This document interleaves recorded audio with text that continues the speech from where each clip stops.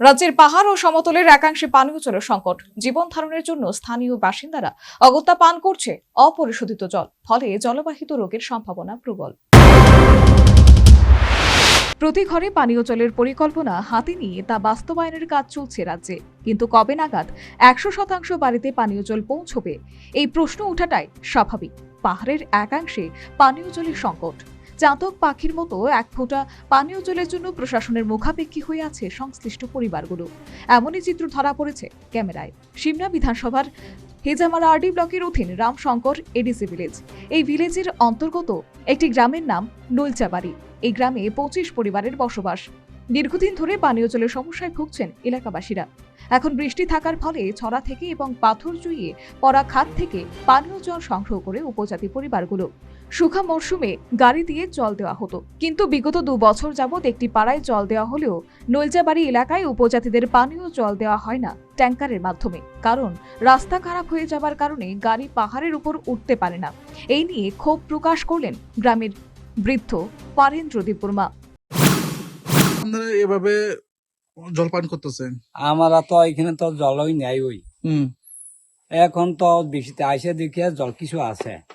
যদি এই ফাগুন শীতল মাছ যদি আইলে বেশি জল নাই ওই কাজা হয়।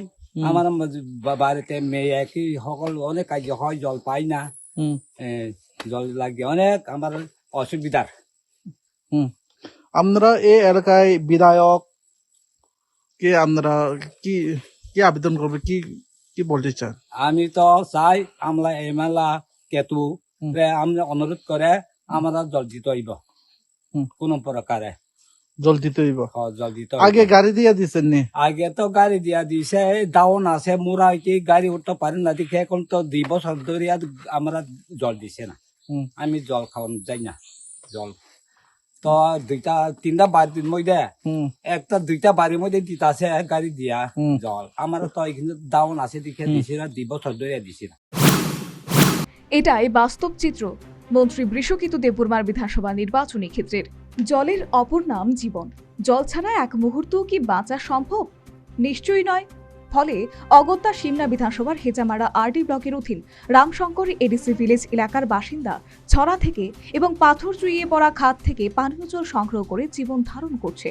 আর তার ফলে নানা জলবাহিত রোগে আক্রান্ত হতে হচ্ছে এই সহজ সরল গিরিবাসীদের। Bureau report, news vanguard.